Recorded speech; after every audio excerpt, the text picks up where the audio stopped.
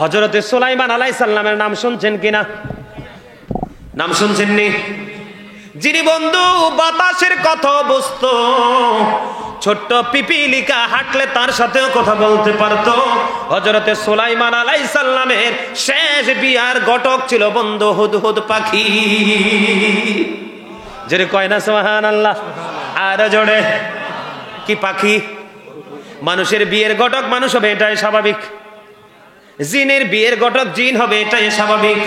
কিন্তু নবীর বিয়ের ঘটক বন্ধু হুদহুদ পাখি রে। হযরতে সুলাইমান আলাইহিস সালাম ছিলেন জেরুজালেম, আর রানী বিলকিস ছিল বন্ধু সাবা নগরীতে। সাবা থেকে জেরুজালেম আসতে সময় লাগতো কমপক্ষে 3 মাসেরও বেশি সময়। জোরে বলেন না সুবহানাল্লাহ? আর জোরে সুবহানাল্লাহ। বন্ধু, আল্লাহর প্রিয় বন্ধু যারা, তাদের কারামত যে সত্য, তার আরেকটা এক্সাম্পল আমি কেন আপনাদেরকে এখানে নিয়ে আসলাম বন্ধু। হযরত সুলাইমান আলাইহিস সালাম এমন একজন আল্লাহর নবী ছিল, জিন বন্ধু, পশু পাখি, দৈত্য দানব, কীট পতঙ্গ সবগুলোর প্রতিদিন বন্ধু তিনি হাজিরা ডাকতো। আর জোরে কন না? পাখিরা পর্যন্ত ওনার কাছে হাজিরা দিতে হইতো, অনুমতি ছাড়া গেলে মায়ের। এমন একজন নবী ছিলেন। আমার নামটা কিন্তু এই নাম, আমার মা রাখছে সুলাইমান। আমি কিন্তু খুশি হই, আজকেও বাসায় বলছি আমি হলাম আল্লাহর প্রিয় হাবিব, হাবিবুল্লাহর উম্মত। এদিক দিয়ে আমার পাওয়ার অনেক বেশি, আরেক দিক দিয়ে আমি আহলে সুন্নাত ওয়াল জামাতের একজন আদনা গোলাম। আর আরেকটা হলো আমার নামটা হলো সুলাইমান আলাইহিস সালাম, সেই নামে একজন নবী আছে। আমার মনে হয় মাঝখান থেকে সহজে আল্লাহর জান্নাত পেয়ে যাব। আলহামদুলিল্লাহ বলেন না? মানে মাঝে মাঝে যখন পরকাল নিয়ে, আল্লাহ রাসূল নিয়ে ভাবি, তখন ফিলিংসটা এরকম আসে। আলহামদুলিল্লাহ বলেন। বন্ধুরে, আবার এই পৃথিবীতে বন্ধু গাড়ি চালাতে হলে তেল লাগে, মোবিল লাগে, ডিজেল লাগে, ড্রাইভার লাগে, এক্সপেরিয়েন্স ম্যান। এই কথা বলে না, এই পিচ্ছি, get out, get out, get out. এখানে কথা বলা যাবে না। এখানে থাকতে হলে আদবের সাথে থাকতে হবে, কারণ আজকের এই জান্নাতের বাগানের চতুর্দিকে ফেরেশতারা, আর তারা আপনাদের নাম লিস্ট অনুযায়ী লিপিবদ্ধ করতেছে। হয়তোবা ফেরেশতাদের এই ডায়েরি যদি কিয়ামতের দিন শু করে, এটা আপনার নাজাতের উসিলা হয়ে যাবে। আল্লাহ যেন আমাদেরকে জান্নাত হিসাবে কবুল করে, আমিন। বন্ধুরে আমার, সুলাইমান আলাইহিস সালাম যে সিংহাসন নিয়ে চলতো, এটার তেল, মোবিল বা ড্রাইভার কোনো কিছু লাগতো না। অর্ডার দিতে বায়ু, অর্ডার দিতে দেরি, বায়ু এটা নিয়ে চলতে দেরি করতো না। জোরে বলেন না সুবহানাল্লাহ? আর জোরে সুবহানাল্লাহ। বন্ধু, আল্লাহর ওলি হইলে তারা যা চায় তাই আল্লাহ দেয় রে, এটার মধ্যে বিন্দু পরিমাণ কোনো সন্দেহ নাই। এখানে সুলাইমান আলাইহিস সালামের বন্ধু একজন বড় নেতা ছিল, যার নাম ছিল আসিফ ইবনে বলখিয়া। ঠিক কিনা? আমি আপনাদেরকে কারামত এবং তাদের প্রতি যে আল্লাহর যে রাজি খুশি, এটা বড় প্রমাণ করার জন্য বলছি। বন্ধুরে আমার, হযরতে সুলাইমান আলাইহিস সালাম আল্লাহর নবী, আর রানী বিলকিস সূর্য পূজারী, অগ্নি পূজারী। নাউজুবিল্লাহ বলেন না? হযরত সুলাইমান আলাইহিস সালাম তিনি, এরে ভাই তোরা দে তখন সুন্দর করে ওয়াজ শুনতেছ, এখন হাসুস কেন? বাতাস আসে? তোমরা জুয়ান মানুষ, বাতাসে তোমরা ধরতে পারে নাকি? কথা কয় না? এই তোমরা তো জুয়ান মানুষ, জুয়ান মানুষের বাতাসে ধরতে পারে?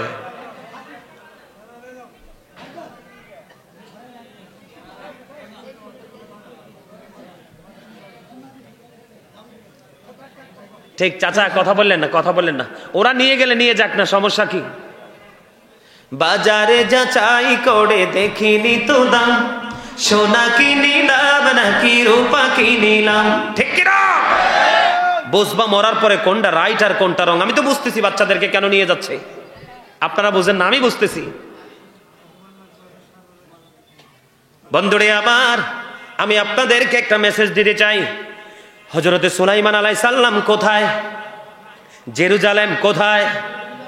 আর রানী বিলকিস বন্ধু সাবা নগরী। আসতে যেতে সময় লাগবে কমপক্ষে 3 মাসেরও বেশি সময়। তাদের কারামত, তাদের পাওয়ার, তাদের উপর যে আল্লাহ সন্তুষ্ট, রানী বিলকিসকে যখন প্রস্তাব দিল, রানী বিলকিস সাবা নগরে থেকে বন্ধু 12,000 সৈন্য নিয়ে ওই সাবা জেরুজালেমের দিকে রওনা দিল।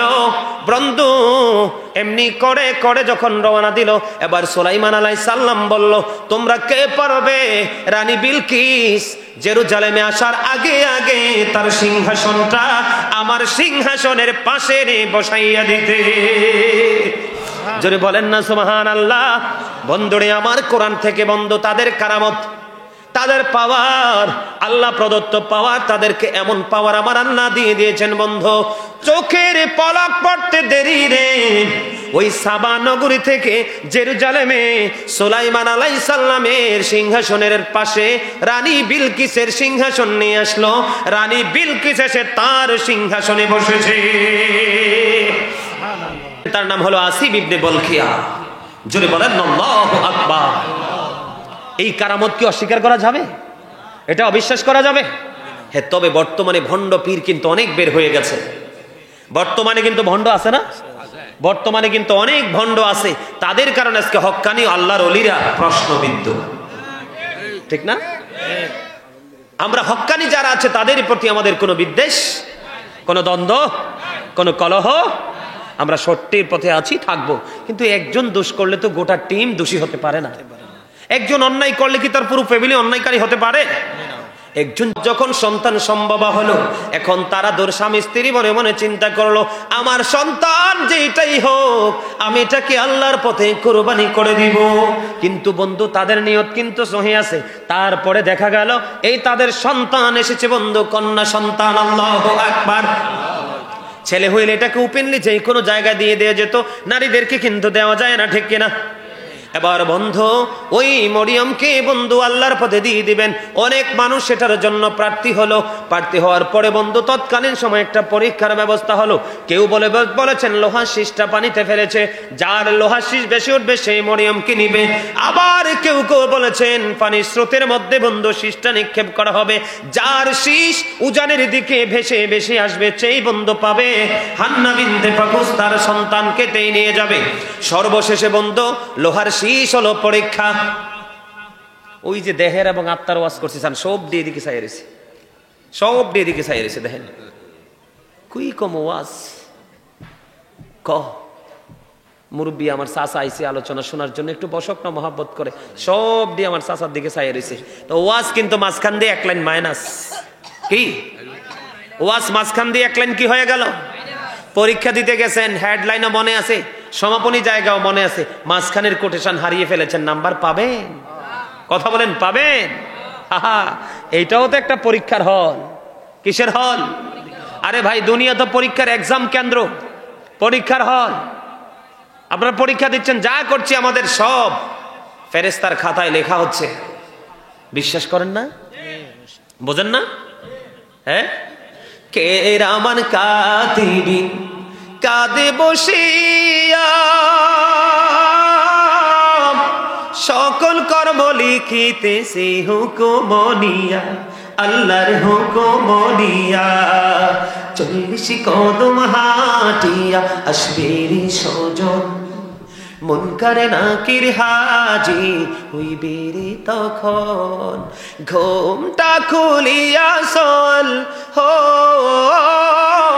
হো মুসলিম ভাই, ঘুমটা খুলিয়া চল করিবেন তখন।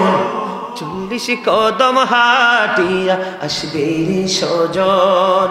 কি সওয়ালের কি জবাব হইতে যে পারে, সময় থাকিতে অমন জানিও তারে, অমন জানিও তারে। বললেন 40 কদম হাঁটিয়া আসবে রে সজন, মুনকারে নাকির হাজির হইবে রে তখন। ঘুমটা খুলিয়া সওয়াল করিবেন তখন।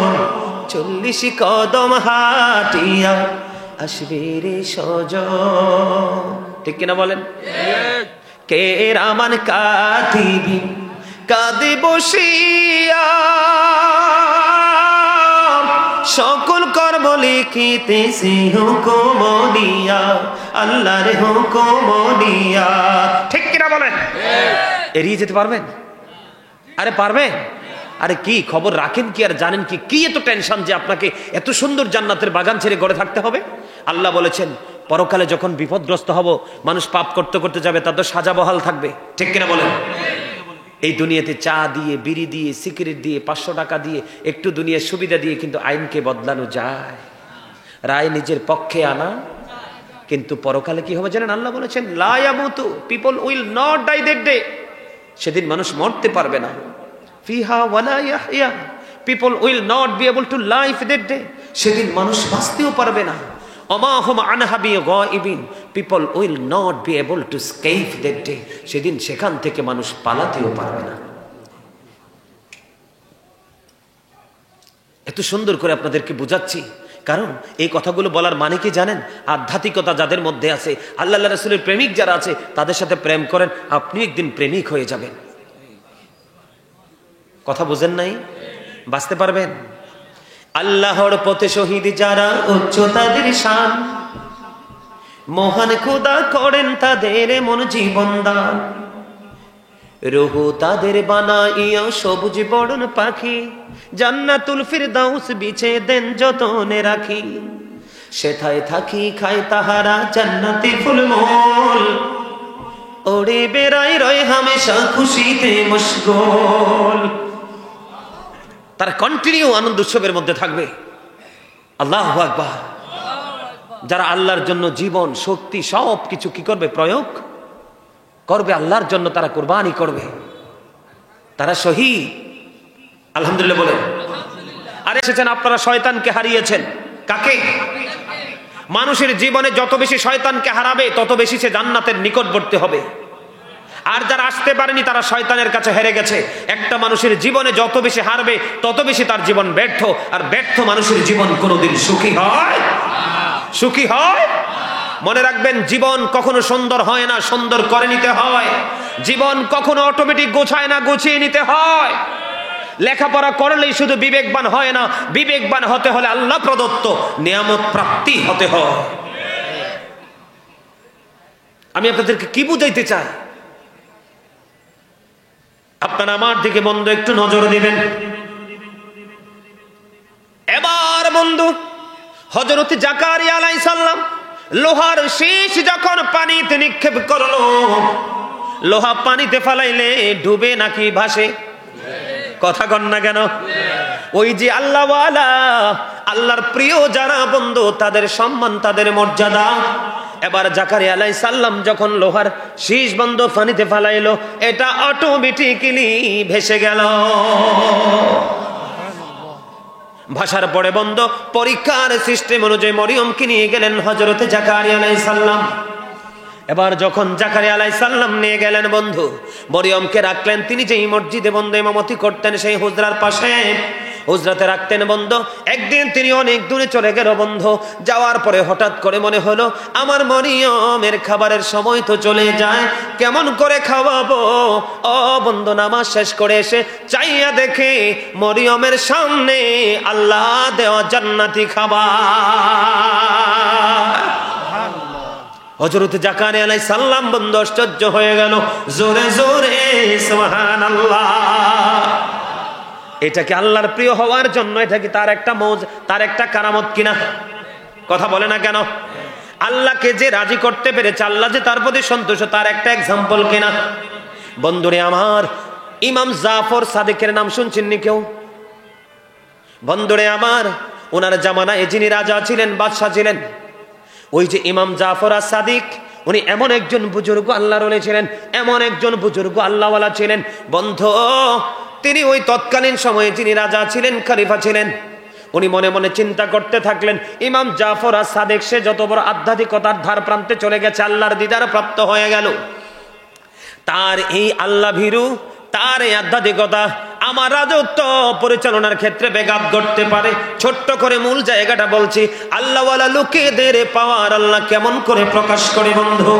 এবার তিনি কি করলেন, তার একজন উজিরকে, বাদশাহ তার উজিরকে অনুমতি দিল যে ইমাম জাফর আস-সাদিককে কতল করতে হবে, হত্যা করতে হবে। উজির এবার ডাক দিয়ে বলল, কেন গো তাকে হত্যা করতে হবে?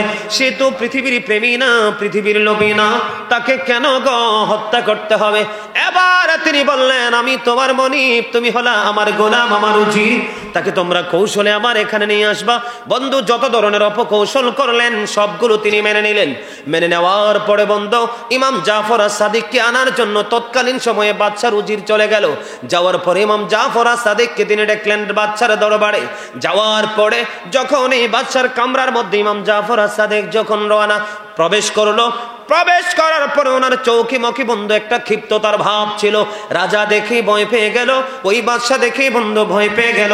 এবার ভয় পাওয়ার পরে তার কৌশল যেটা ছিল, তার রাজ সিংহাসনে বসাবে, বসানোর পরে বন্ধু তাকে হত্যা করে ফেলবে। এবার যখন বন্ধু তার রাজ সিংহাসনে বসে গেল, ইমাম জাফর আস-সাদিক আল্লাহর একজন বুজুর্গ, আল্লাহর প্রিয় বান্দা ছিলেন। বন্ধুরে আমার, এবার তিনি কি করলেন, যখন তার রাজার যে রাজ সিংহাসনে বসলো, বসার পরে তার যে উগ্র ভাব, এটা বন্ধু একেবারে নরম হয়ে গেল। নরম হওয়ার পরে তাদের কথোপকথন হলো। কথোপকথন শেষ করার পরে ওখান থেকে ওনাকে বন্ধু বিদায় দিয়ে দিল। বিদায় দেওয়ার সঙ্গে সঙ্গে ওই যে বন্ধু বাদশার সঙ্গে সঙ্গে তার রাজপ্রাসাদে বেহুশ হয়ে যায়। বেহুশ হয়ে যাওয়ার পরে অতটুকু সময় পর্যন্ত তিনি বেহুশ হয়েছিলেন, তার 3 ওয়াক্তের নামাজ কাজা হয়ে গেল। কয় ওয়াক্তের? মানে এত লম্বা সময় তিনি অচেতন অবস্থায় ছিলেন, সেন্সলেস অবস্থায় ছিলেন। 3 ওয়াক্ত নামাজ বন্ধু তার কাজা হয়ে গেল। কয় ওয়াক্ত? এবার ওই ইমাম বাদশাহ জাফর আস-সাদিক চলে গেল। সেই বাদশাহ 3 ওয়াক্ত নামাজ কাজা হয়ে গেলে সময় ধরে বন্ধু গান হারিয়ে ফেললেন। পরে তিনি সেন্স ফিরে পাওয়ার পরে এবার যখন বন্ধু তিনি জিন্দা হলেন, আবার পুনরায় বন্ধু তিনি জিন্দা হলো। এবার ওনাকে প্রশ্ন করা হলো, রাজা গো গরিব, আপনার তো চুক্তি ছিল সেখানে বসার পরে কৌশলে তাকে হত্যা করে ফেলবেন, কিন্তু কেন গো তাকে হত্যা না করে আপনি তার প্রতি বিনয়ী হয়ে গেলেন, অল্প সময়ের মধ্যে তাকে বিদায় দিয়ে দিলেন, এবং সে চলে যাওয়ার পরে আপনি এত সময় বেহুশ হয়েছিলেন, 3 ওয়াক্ত নামাজ আপনি পড়তে পারেননি, আপনি সেন্সলেস হয়েছিলেন। এবার বাদশা ডেকে ডেকে বলল, তোমরা কেউ দেখুনি, আমি দেখিয়েছি। রাজা যখন ওই ইমাম জাফর আস-সাদিক যখন এই রাজ সিংহাসনে বসলো, বসার পরে আমি দেখতে পেয়েছি 3টা বিষধর সাপ আমার দিকে ফেনা ধরে বসেছিল। ওরা এমন অবস্থা ছিল, আমার দিকে মারমুখী আচরণ ছিল সাপগুলোর। মনে হয় ওই বাদশা ইমাম জাফর আস-সাদিকের সাথে যদি কোনো খারাপ ব্যবহার করতাম, সাপগুলো আমাকে ধ্বংসন করে ফেলতো। সুবহানাল্লাহ বলেন না? আরো জোরে বলেন না সুবহানাল্লাহ। বন্ধুরে আমার, আব্দুল্লাহ ইবনে ওমর রাদিয়াল্লাহু তাআলা আনহু থেকে হাদিস খানা বর্ণিত। হযরত ওমর ইসলামের দ্বিতীয় খলিফা, ঠিক কিনা বলেন? হযরত ওমর কিছু সৈনিক, কিছু সেনাকে নাহান্দ মিশনে পাঠালেন। হাদিস শরীফ কিন্তু কোথায়? নাহান্দ, এখানে মিশনে পাঠালেন। ওই সেনাপতিদের মধ্যে দলের লিডার হলো বন্ধু সারিয়া। কি নাহন্দ যখন তাদেরকে পাঠালেন যুদ্ধের জন্য, বন্ধুরে আমার, তখন ওই ব্যক্তিদের সাথে ওই ওমর রাদিয়াল্লাহু তাআলা আনহু যাদেরকে পাঠানোর পরে বন্ধু তারা ওই ব্যক্তিদের সাথে প্রতিপক্ষ এগেইনস্ট পার্টির সাথে বন্ধু তারা পরাজিত হলো। এমন অবস্থায় একদিন ওমর রাদিয়াল্লাহু তাআলা আনহু মসজিদে নববীর মধ্যে খুতবা দেয়। আমরা জুমাতে খুতবা দেই কিনা? খুতবা যখন শুরু করলো, খুতবা দেওয়া অবস্থায় হঠাৎ করে ওমর রাদিয়াল্লাহু তাআলা আনহু বলল, ইয়া সারিয়াল জাবালা, জোরে জোরে সুবহানাল্লাহ। ইনি যখন খুতবার মধ্যে বলে দিল বন্ধু হাদিস শরীফ, ইয়া সারিয়াল জাবালা, তার মানে ওই পাহাড়কে সুরক্ষিত করো। কি করো? পাহাড়কে সুরক্ষিত করো। ডাক দিয়ে বললেন তিনি কোথায়? মসজিদে নববীর মিম্বরে খুতবা দিচ্ছেন বন্ধু। আর সেনাবাহিনী পাঠালেন নাহন্দ, তারা পরাস্ত হয়েছে। বন্ধুরে আমার, ওমর যখন ডাক দিয়ে বলল, ইয়া সারিয়াল জাবালা, বন্ধু বলার পরে ওমর রাদিয়াল্লাহু তাআলা আনহুর কাজ শেষ হয়ে গেল। এখান থেকে ও বন্ধু একজন সেনা মদিনায় কদম দিল। কদম দেওয়ার পরে পুরো ঘটনা বন্ধু খুলে বলল।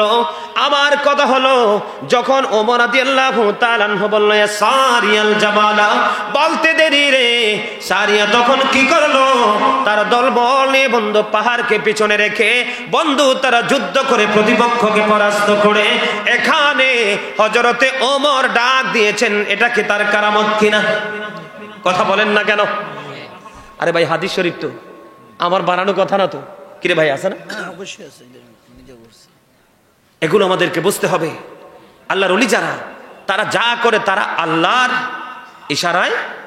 শোনেন, আল্লাহ রাসূল বলেছেন, হাদিস শরীফের মধ্যে এসেছে, মুমিনরা কিন্তু মরতে চায় না। আমরা কি কেউ মরতে চাই? তারপরেও কিন্তু মৃত্যুবরণ করতে হয়, ঠিক কিনা বলেন? কেউ আমরা মরতে চাই না, কিন্তু তারপরে মরতে হয়। কিন্তু আল্লাহ কি বলে জানেন? আল্লাহ রাব্বুল আলামিন বলে, আমার প্রিয় বান্দারা পৃথিবী থেকে বিদায় হতে চায় না, আর আমি তাদেরকে পৃথিবীতে রাখতে চাই না। জোরে বলেন না সুবহানাল্লাহ। মানুষ কি হতে চায় না? মৃত্যুবরণ করতে চায় না। আল্লাহ বলে, আমার প্রিয় যারা, তাদেরকে আমি দুনিয়ায় রাখতে চাই না। কেন না রাখতে চাওয়ার কারণ হলো, আল্লাহ রাব্বুল আলামিন তাদেরকে এত বেশি ভালোবাসে রে, তাদেরকে এত বেশি মহব্বত করে রে বন্ধু, তারা পৃথিবীতে বেঁচে থেকে লাঞ্ছিত হোক, অপমানিত হোক, তাদের ইজ্জতের চাদর ধরে কেউ টানতো, এটা আল্লাহ কখনোই চায় না। এই জন্য আল্লাহ তাদেরকে লাঞ্ছিত হওয়ার আগেই পৃথিবী থেকে নিয়ে যায়। আল্লাহর প্রিয় যারা, আল্লাহর ওলি যারা, আল্লাহর বন্ধু যারা, এটা আল্লাহর পক্ষ থেকে তাদের প্রতি বিশাল একটা এক্সপেকটেশন, ঠিক কিনা বলেন? আরো জোরে, আর একটু মহব্বতে। আমার কথা ঠিক না ঠিক? আমার ওয়াজ কিন্তু শেষ, আর আলোচনা করব না। কালকে অনেক দূরে প্রোগ্রাম, প্রতিদিন প্রোগ্রাম করতে হয়। আজকে এসে সকালে চট্টগ্রাম থেকে কন্টিনিউ প্রোগ্রাম করতে হয়। মানুষ তো চায় কথা শুনতে। আসলে আমি আজকে আপনাদেরকে একটা জিনিস বুঝাইতে চাইছি, সেই জায়গাটা হলো আল্লাহর ওলিদের কারামত মিথ্যা নয়, সত্য। কথা বলেন, আল্লাহর ওলির কারামত কি? কথা বলে না। আল্লাহর ওলির কারামত কি? সত্য। তারা যা করে সেটা আল্লাহর ইচ্ছাতেই করে, ঠিক কিনা বলেন? তারা যা করে কার ইচ্ছাতেই করে? আল্লাহর ইচ্ছাতেই করে। আল্লাহর ইচ্ছা ছাড়া তারা কোনো কিছু করে। এবার আসেন, আরেকটু গোছাইতে হবে, আলোচনা করব। হ্যাঁ, আমার চাচা খুব হাসি খুশি মন দিয়ে আলোচনা শুনতেছে, আলহামদুলিল্লাহ বলেন। আরো জোরে। মরতে কিন্তু হবে, মরতে আমাদেরকে মৃত্যুবরণ করতেই হবে। থাকতে কি পারবো? সম্মানিত উপস্থিতি, পৃথিবীতে যেহেতু এসেছি আমাদেরকে যেতে হবে। এখন প্রশ্ন হলো, কারা আল্লাহর ওলি হয়? কারা আল্লাহর রহমতের ছায়াতলে আশ্রয় পায়? এই ব্যক্তিগুলো কে? তাদেরকে কিন্তু একটু আমাদেরকে চিহ্নিত করতে হবে। কথা বলেন। আল্লাহর ওলি হতে হলে এই দিকেন আমার দিকে তাকান। আল্লাহ রাব্বুল আলামিন বলেছেন, আলা ইন্না আউলিয়া আল্লাহি লা খাউফুন আলাইহিম ওয়ালা হুম ইয়াহজানুন আল্লাযিনা আমানু ওয়া কানু ইয়াত্তাকুন লাহুমুল বুশরা ফিল হায়াতিদ দুনিয়া ওয়া ফিল আখিরাহ। জোরে জোরে আল্লাহু আকবার। এখানে আল্লাহ রাব্বুল আলামিন একটা কথা চমৎকার ভাবে বলে দিয়েছেন, আল্লাযিনা আমানু, যারা ঈমান এনেছে। কি এনেছে? ওয়া কানু ইয়াত্তাকুন, এবং আল্লাহকে ভয় করেছে। কি করেছে? আল্লাহকে ভয় করেছে। আল্লাহ তারপরেই বলেছে লাহুমুল বুশরা, তাদের জন্য সুসংবাদ, ফিল হায়াতিদ দুনিয়া, দুনিয়ার জীবনে, ও ফিল আখিরা, এবং পরকালের। প্রথমত আপনাকে কি হতে হবে? কথা বলে না। আরে এইটা তো একটা ক্লাস। এটা কি ক্লাস? এটা ক্লাস। তো আমি যে কথাগুলো বলছি আপনাদেরকে একটা বিষয়ের উপর আপনাদেরকে আমি ইনস্ট্রাকশন দিচ্ছি, উপদেশ দিচ্ছি, পড়াচ্ছি। এখন আপনারা এগুলো মনে রাখতে হবে না? কথা বলে না। মনে রাখতে হবে না? তোর মনেই যদি না রাখতে পারেন, তাহলে ওয়াজ শুনে লাভ হবে কি? লাভ হবে? এখানে যে আমার চাচা, আমার বাবার মতো, দাদার মতো আছেন, আজকে কিন্তু সবাই আমার ছাত্র, ঠিক কিনা? হ্যাঁ, আজকে কিন্তু সবাই ছাত্র, যত বড়ই হন না কেন। এই মুহূর্তে কিন্তু আপনারা স্টুডেন্ট, আমি হচ্ছে টিচার, ঠিক কিনা বলেন? আপনারা কিন্তু আমার কথা শুনতে হবে মন দিয়ে। এই দায়িত্ব তো আল্লাহ দিয়েছেন। কে দিয়েছে? প্রথমত আল্লাহ কি বলেছে? ইমানদার হতে হবে। আজকে আমাদের ইমানে গলদ বিধায় কিন্তু আজকে আমাদের বাংলাদেশে বিভিন্ন ধরনের মত, বিভিন্ন ধরনের চিন্তা, বিভিন্ন ধরনের টেনশন। বলে হুজুর আমরা ইমানদার না, কেন বললেন? এখন বর্তমানে কিন্তু আমাদের নবীকে নিয়ে মানুষ অনেক ধরনের বোকার মতো কথাবার্তা বলে। বলে কি বলে না? আর জোরে বলেন না। আমার নবী বলেছেন কয়লা আইয়ুকুম মিথলি, তোমরা কে আছো আমার মতো। বলেছে কখন? আজ থেকে ১৫০০ বছর আগে। কত হাজার? ১৫০০ বছর আগে বলেছেন কয়লা আইয়ুকুম মিথলি, তোমরা কে আছো আমার মতো। আজকে কিছু আফসোস লাগে, তারা কি পড়াশোনা করেছে আমি জানি না, কিছু মৌলবী তারা বলে নবী নাকি তার ভাই। আপনারা বলেন তাদের কি ঈমান আছে? কথা বলেন, যারা বলে নবীকে ভাই তারা কি ঈমান আছে? আবার কেউ বলে, কি বলবো আমি, এগুলো নোংরা কথা বলতে চাই না, আপনাদেরকে একটা কথা মনে করিয়ে দিলাম, এমনি করে করে কিন্তু নবী সম্পর্কে অনেক ধরনের নোংরা মন্তব্য, নিচু মন্তব্য করে। নবীকে ভালোবাসা, নবীকে সম্মান দেওয়া, নবীকে মর্যাদা দেওয়া একজন মানুষের জন্য, ইমানদারের জন্য ফরজ। কি শুধু নবী নয়, নবীর আহলে বাইত যারা আছে তাদেরকেও সম্মান করা, ভালোবাসা ফরজ। আপনাদেরকে মনে রাখতে হবে আলা আলা ঈমানান ঈমান লা মুহাব্বাত লা, নবীর প্রেম নাই তো ঈমান নাই। আজকের মানুষের মধ্যে যথেষ্ট নবীর ভালোবাসার অভাব, এই জন্য কিন্তু তারা যথাযথ সিদ্ধান্ত নিতে পারে না, কোনটা সঠিক কোনটা বেঠিক তারা এটা আইডেন্টিফাই করতে পারে না। আমার কথা কি আপনারা বুঝতেছেন? কথার দ্বারা, কাজের দ্বারা, অন্তরের চিন্তা ভাবনার দ্বারা নবীর শান মানকে খাটো করা কুফরি। কুফরি যারা করে তারা কি আর ইমানদার থাকে? কথা বলেন, যারা কুফরি করে তারা কি আর ইমানদার থাকে? এই আমার দিকে তাকান, হাদিস শরীফের মধ্যে এসেছে রাসূল বলেছেন ক্বালা মান সাব্বা নাবিয়্যা ফাকতুলুহু ওয়া মান সাব্বা আসহাবি ফাদরিবুহু। রাসূল বলেছেন যারা নবীকে গালি দিবে, নবীর শানে আঘাত করবে, নবীর ইজ্জতের চাদর ধরে টান দিবে, নবী বলেছেন আমার উম্মতরা তোমরা তাদেরকে হত্যা করে ফেলো। কি করে ফেলো? খুন করে ফেলো। ওয়া মান সাব্বা আসহাবি ফাদরিবুহু, যারা সাহাবায়ে কেরামদেরকে গালি দিবে, তাদের শানে আঘাত করবে, তোমরা তাদেরকে প্রহার করো, তার মানে পিটাও, মাইর দাও। এখন আমরা কি মাইর দিই না? ওই বক্তা বললে তাকে আমরা সাপোর্ট দেই। আয় আমার দিকে তাকান না কেন? যিনি চোর, ওনাকে যদি আরেকজন চোর না বলে তাহলে উনিও চোর, মনে রাখতে হবে। যিনি কুফরি করলো, ওনাকে যদি আরেকজন তুমি কুফরি করেছ এই কথাটা সত্যটা না বলে, তাহলে তিনিও কুফরিকে সমর্থন দিয়ে কুফরি করে ফেললো। কথা কি বুঝতেছেন? সম্মানিত উপস্থিতি, আল্লাহর হাবিব সরকার মদিনার সাথে আমাদের চমৎকার একটা কি রাখতে হবে? মহাব্বত। কেন রাখতে হবে? এটা আমার কথা না, আমার দায়িত্ব আপনাদেরকে জানিয়ে দেওয়া। এই কারণে রাখতে হবে। আমার দিকে তাকান, ইহুদি খ্রিস্টানের যে ধর্মগ্রন্থ আছে, সেই ধর্মগ্রন্থ দ্বারা ইহুদি খ্রিস্টানরা প্রমাণ করেছেন he that loveth not knoweth not God, for God is love. যেজন প্রেম করে না সেজন আল্লাহকে জানে না, ফর গড ইজ লাভ, আল্লাহই প্রেম। এটা কার বক্তব্য? ইহুদিদের বক্তব্য। কার? এরা কি আমাদের বন্ধু না শত্রু? আল্লাহ বলেছে ইন্নাল কাফিরিনা কানু লাকুম আদুওয়াম মুবিনা। আল্লাহ বলেছেন the heretics are the eternal enemy of the believers. ইমানদারদের প্রকাশ্য শত্রু হলো ইহুদিরা, বেঈমানেরা। কারা? বলছে কে? এখন তারা বক্তব্য দিতেছে তাদের ধর্মগ্রন্থ বাইবেল দ্বারা, এটাকে ইংলিশে বলা হয় দ্য ওল্ড ও নিউ টেস্টামেন্ট। ওটা তোরা বক্তব্য দিচ্ছে he that loveth not knoweth not God, for God is love. যেজন প্রেম করে না সেজন আল্লাহকে জানে না, ফর গড ইজ লাভ, আল্লাহই প্রেম। কিন্তু আল্লাহ রাব্বুল আলামিন বলতেছে নো, এটা আল্লাহর কাছে গ্রহণযোগ্য নয়।